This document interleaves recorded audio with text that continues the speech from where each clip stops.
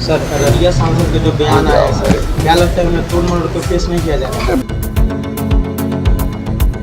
चंपारण के लिए कल का दिन बहुत ही महत्वपूर्ण था।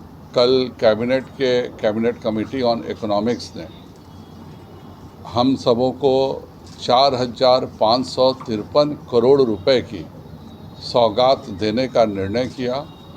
रक्सौल न केवल चंपारण का बल्कि नेपाल का भी एक तरह से आप कहिए तो गेटवे है, और रक्सौल से नरकटियागंज, रक्सौल से सीतामढ़ी होते हुए दरभंगा, ये जो पूरे रेल लाइन है, इसके दोहरीकरण होने से रक्सौल जो कि सिंगल ट्रैक होने के कारण अपनी क्षमता से 130% ट्रेनों को ले जाने का कार्य कर रहा था, और उसमें ज़्यादातर ट्रेनें मालगाड़ियाँ ही होती थी, क्योंकि हमारा फ्रेट कॉरिडोर और ड्राई डॉक नेपाल का बीरगंज में होने के कारण वही होता था। आज गोरखपुर, बेतिया, मुजफ्फरपुर रेल लाइन के डबलिंग के बाद नरकटियागंज, रक्सौल, सीतामढ़ी, दरभंगा के भी रेल लाइन डबलिंग होने से इस पूरे इलाके से देश के विभिन्न स्थलों पर जाने के लिए ट्रेन की सुविधा होगी। यह 87 लाख मानव दिवस का सृजन भी करेगा। इसमें 300 से ज़्यादा पुल रेल विभाग द्वारा बनाए जा रहे हैं, और 5 वर्षों में अर्थात 2029 तक यह पूरा कार्य पूर्ण भी हो जाएगा। चंपारण की दोनों प्रमुख रेल लाइनें हैं, इनके दोहरीकरण होने के कारण नॉर्थ ईस्ट से जितनी भी ट्रेनें आती हैं, जो अभी या तो भागलपुर होते हुए, पटना होते हुए जाती हैं, या फिर मुजफ्फरपुर से हाजीपुर, छपरा, बक्सर होने के कारण कम से कम 70 किलोमीटर से 200 किलोमीटर ज़्यादा का रास्ता तय करना पड़ता है नॉर्थ ईस्ट से दिल्ली जाने वाली ट्रेनों का। इससे वह दूरी भी बचेगी। लगभग हम कार्बन उत्सर्जन में इतनी बड़ी कमी आएगी, जो कि 6.25 करोड़ पेड़ लगाने के बराबर है। तो इससे देश का जो टारगेट है हमारा कार्बन उत्सर्जन कम करने का, वह भी पूरा होगा। बॉर्डर एरिया, खास करके चंपारण के बॉर्डर एरिया के सभी गांवों को और नगर को बहुत लाभ होगा। मैं इसके लिए तहे दिल से माननीय प्रधानमंत्री श्री नरेंद्र भाई मोदी जी का और माननीय रेल मंत्री अश्विनी वैष्णव जी का दिल से धन्यवाद करता हूं कि भारत में इस वर्ष कैबिनेट कमेटी ऑन इकोनॉमिक्स ने केवल 2 योजनाओं को लिया है, जिसमें एक 70 किलोमीटर की योजना आंध्रा में है और दूसरी 257 किलोमीटर की योजना हमारे चंपारण को सौगात मिली है। बिहार विधानसभा का उपचुनाव 4 सीटों पर उपचुनाव हो रहा है, क्या उम्मीद है 4 सीटों पर एनडीए? 4 सीटों पर एनडीए जीतेगी। जो लोग जुमलेबाजी करते हैं, जिन लोगों ने कोई कार्य नहीं किया है, उनके बारे में जनता बिल्कुल ही साफ है कि 4 सीटें जीत करके जो एक धोखा दिया गया था लोकसभा चुनाव में उस इलाके में कि संविधान खतरे में है और अगर भाजपा सरकार में आ जाएगी तो देश के संविधान पर संकट होगा, और ये एक पूरा झूठ बोल करके जो वोटों की राजनीति की लाभ उठाने का काम विपक्ष ने किया था, आज वह भ्रम जनता में टूट चुका है और हरियाणा ने इसका बहुत बड़ा सबूत दिया है। ये 4 उपचुनाव भी भाजपा और एनडीए गठबंधन के साथ ही जीतेंगे। लालू जी कह रहे हैं कि झारखंड में जो है महागठबंधन की सरकार बनेगी, वो बम्पर वोटों से जीतेंगे। लालू जी बेचारे अब कह ही सकते हैं, कुछ बचा तो नहीं है। लालू जी जब सक्षम थे तो अपने बेटे को 10वां पास नहीं करा पाए, तो आज वो जिस स्थिति में है, कभी वह कहते हैं कि मोदी जी की हर बार सरकार नहीं बनेगी, आज तीसरी बार पूर्ण बहुमत से एनडीए की सरकार बनी है। हरियाणा में भी वही किया, अपने दामाद को भी बेचारे जिता नहीं पाए। इतनी बुरी हार किसी की नहीं हुई जितना लालू जी के दामाद की हुई है। तो बेचारे जब कुछ नहीं कर सकते हैं तो केवल कह के काम चला रहे हैं। उपचुनाव में जौनपुर भी भागीदारी जीतने के दावा कर रहे हैं। दावा हर कोई कर रहा है, अपने कैंडिडेट ही के निर्णय पर इतना भूमिका किए थे, 2 कैंडिडेट पहले ही भाग गए।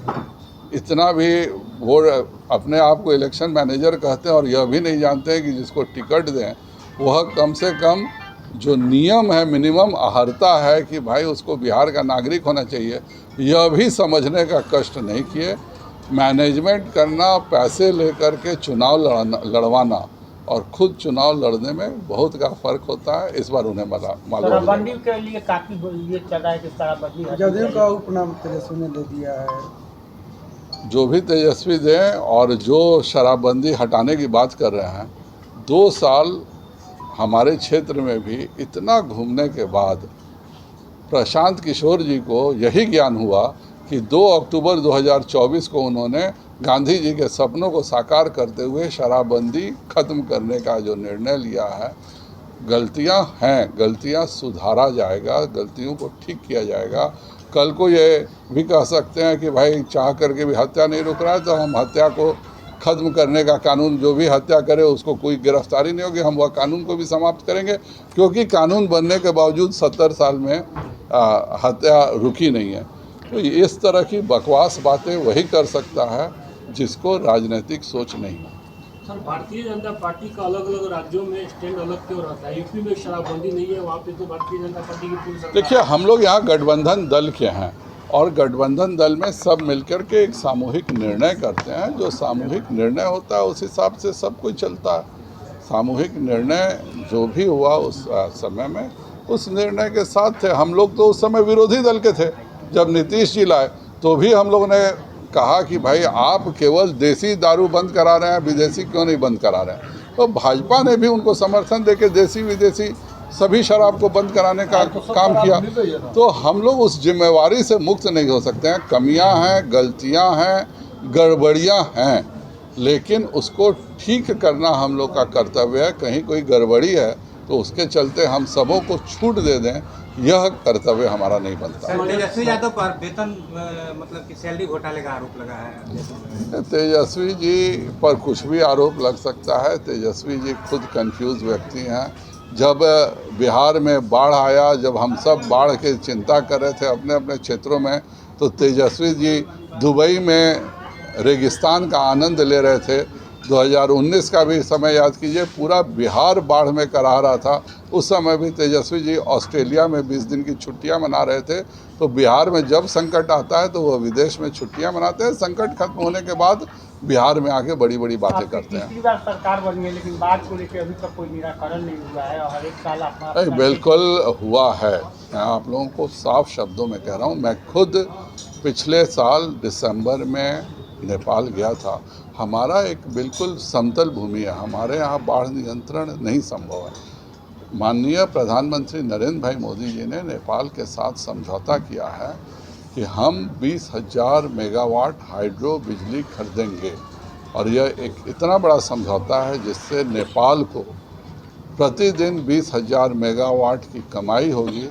और जो पूर्वोत्तर इलाके हैं, जो यूपी का पूर्वांचल है और जो बिहार का जो ये एरिया है, इस 20,000 मेगावाट के लिए जो डैम्स बनने हैं और जो डैम बनने का काम शुरू भी हो गया है, उनसे हमारे इलाके को बाढ़ से बहुत बड़ी छूट मिलेगी। हम अपने आप में आत्मनिर्भर हैं बिजली के मामले में, फिर भी हम नेपाल से 20,000 मेगावाट हाइड्रो प्रोजेक्ट इसलिए खरीद रहे हैं क्योंकि हाइड्रो पावर प्लांट लगने से हमारे इलाके के बाढ़ के संकट से मुक्ति होगी। सर, उपचुनाव में परिवारवाद का आरोप एनडीए पर भी लग रहा है। सुनील पांडे के बेटा हैं और मांझी जी की पुतो है। दूसरी बात कि जो NIA का छापा जिनके यहाँ पड़ा, आरोपी जो हैं, वो भी, उनको भी टिकट दिया गया।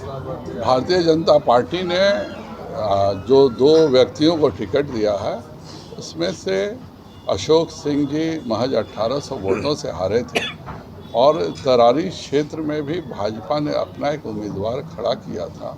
उस उम्मीदवार को और सुनील पांडे जी को जो वोट आया, उसमें इतना बहुत ही बड़ा अंतर था। और उन्होंने जब इच्छा जाहिर किया कि हम NDA के पार्ट बनना चाहते हैं, भाजपा ज्वाइन करना चाहते हैं, तो पार्टी ने उस अनुरूप निर्णय लिया।